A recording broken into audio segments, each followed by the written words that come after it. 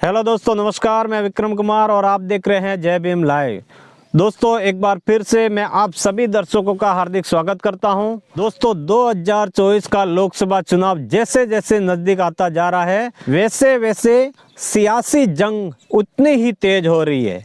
कहीं लंबा लंबा धरना प्रदर्शन हो रहा है तो कहीं विपक्षी नेताओं को एक एक करके जेल की सलाखों के पीछे भेजे जा रहे हैं।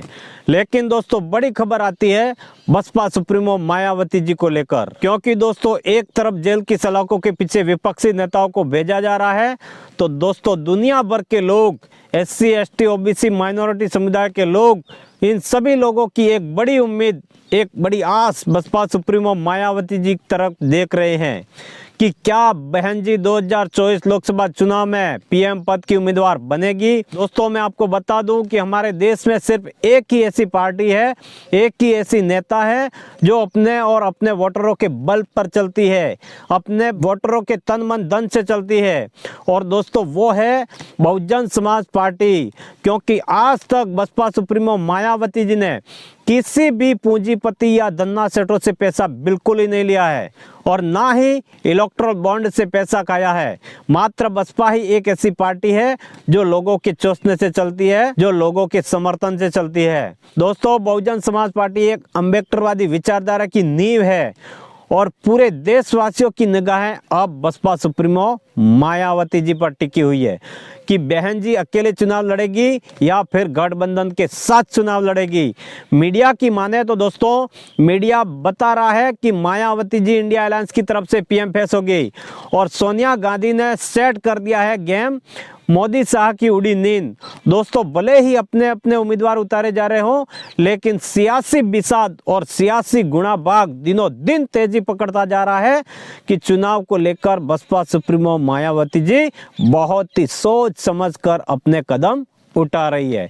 हालांकि दोस्तों, बसपा सुप्रीमो मायावती जी बहुत बार कह चुकी है कि 2024 लोकसभा का चुनाव वो अपने दम खल पर अकेले लड़ेगी। लेकिन दोस्तों, बसपा सुप्रीमो मायावती जी को लेकर अभी एक नई चर्चा जोर पकड़ रही है, जिसमें राजनीतिक की गलियारों में हलचल पैदा हो गई है। दोस्तों, सूत्रों की माने तो कहा जा रहा है कि बसपा सुप्रीमो मायावती जी इंडिया गठबंधन में शामिल होने वाली है और वो भी बहुत जल्दी। दोस्तों, इस बात की चर्चा तेजी से है। कांग्रेस की सबसे बड़ी नेता सोनिया गांधी जी पहल पर मायावती जी इंडिया अलायंस की ओर से प्रधानमंत्री पद का उम्मीदवार बनाया जा सकता है। दोस्तों, यह खबर तेजी से वायरल हो रही है कि इस बार बसपा, सपा और कांग्रेस का एक अंदरूनी गठबंधन बनने जा रहा है। एक बार फिर से सियासी गठबंधन होने जा रहा है। हालांकि दोस्तों, इस बात को लेकर तीनों पार्टियों ने कोई अपना खुलकर बयान नहीं दिया है, लेकिन दोस्तों मीडिया रिपोर्ट का यह दावा है कि अगले 1-2 दिन में उत्तर प्रदेश में अंदरूनी गठबंधन को लेकर एक बड़ा सियासी उलटफेर देखने को मिल सकता है। दोस्तों, सूत्रों की माने तो कांग्रेस अभी भी इस प्रयास में है कि कैसे भी करके Baspa supremo Mayawati ji India alliance में शामिल हो जाए। दोस्तों, कहा तो यह भी जा रहा है कि 2024 लोकसभा चुनाव एक साथ लड़ने को लेकर बसपा सुप्रीमो मायावती जी, सोनिया गांधी और प्रियंका गांधी की बातचीत भी हुई है।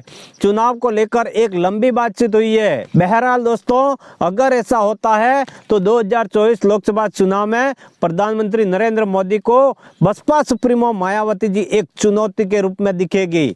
और दोस्तों, अगर बसपा सुप्रीमो मायावती जी इंडिया गठबंधन का हिस्सा बनती है तो दोस्तों ना सिर्फ उत्तर प्रदेश बल्कि पूरे देश में इंडिया गठबंधन को फायदा होने वाला है। हालांकि दोस्तों, बसपा सुप्रीमो मायावती जी बड़े लंबे समय से PM पद की चाहत रख रही है।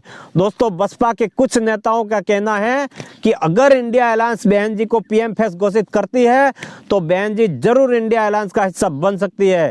हालांकि दोस्तों, बसपा सुप्रीमो मायावती जी की तरफ से और ना ही इंडिया अलायंस की तरफ से कोई औपचारिक बयान जारी नहीं किया गया है। दोस्तों, आज तक हमारे देश में, जब से देश आज़ाद हुआ है तब से लेकर आज तक एक भी दलित प्रधानमंत्री नहीं बन पाया है। ये दोस्तों कड़वा सत्य है। और दोस्तों, ये क्यों नहीं बन पाया है? क्योंकि ये जो समाज है हमारा वो समाज है वो बिल्कुल बिखरा हुआ है, वो अलग अलग गुटों में बढ़ चुका है। दोस्तों, परम पूज्य डॉक्टर बाबा साहेब बार बार कहते थे कि शिक्षित बनो, संघर्ष करो और संगठित रहो। तो यहाँ पर दोस्तों कोई शिक्षित बन रहा है तो कोई संघर्ष नहीं कर रहा है, कोई संघर्ष कर रहा है तो कोई संगठित नहीं हो रहा है। दोस्तों, बड़ी विडंबना है हमारे समुदाय में। तो दोस्तों, यह बाबा साहेब ने कहा था, उस बात को हमारे समुदाय ने पूरी तरह से अपनाया है क्या? और दोस्तों, बहुजन समाज में सबसे बड़ी कमी है वो है जागरूकता की कमी। वो अपने हक अधिकारों के लिए उतना जागरूक नहीं हो पाया है, शायद वो अपने महापुरुषों के संघर्षों को इतना नहीं पढ़ पाया है या फिर पढ़ना ही नहीं चाहता है। और दोस्तों, इसी वजह से आज इन लोगों पर शोषण, अन्याय, अत्याचार होता आ रहा है।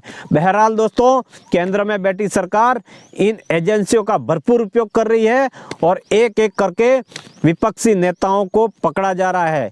हालांकि दोस्तों, सबसे बड़े घोटालेबाज तो यही लोग हैं जो केंद्र में बैठे हैं। लेकिन दोस्तों, वो कहते हैं कि जिसकी लाठी उसकी भैंस, इसलिए दोस्तों अभी सत्तारूपी लाठी उनके हाथ लग चुकी है, इसलिए वो जिसको चाहे उसको नचा सकते हैं।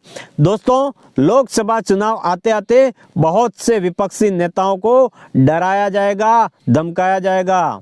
फिलहाल दोस्तों, उन्होंने झारखंड के मुख्यमंत्री हेमंत सोरेन जी को गिरफ्तार किया था और अब शराब के घोटाले में दिल्ली के मुख्यमंत्री अरविंद केजरीवाल जी को गिरफ्तार किया है। अब दोस्तों, पूरे देशवासियों की नजरें बसपा सुप्रीमो मायावती जी पर टिकी हुई है कि अब देखना यह है कि बसपा सुप्रीमो आगे क्या फैसला लेती है। फिलहाल के लिए इतना ही। इस पूरी खबर पर आपकी क्या राय है कमेंट में जरूर बताएं। अगर वीडियो अच्छी लगी हो तो वीडियो को लाइक करें, अपने परिवार दोस्तों में आगे शेयर करें, चैनल को सब्सक्राइब करें। मिलते हैं नए वीडियो के साथ में, तब तक के लिए जय भीम, जय भारत, जय संविधान।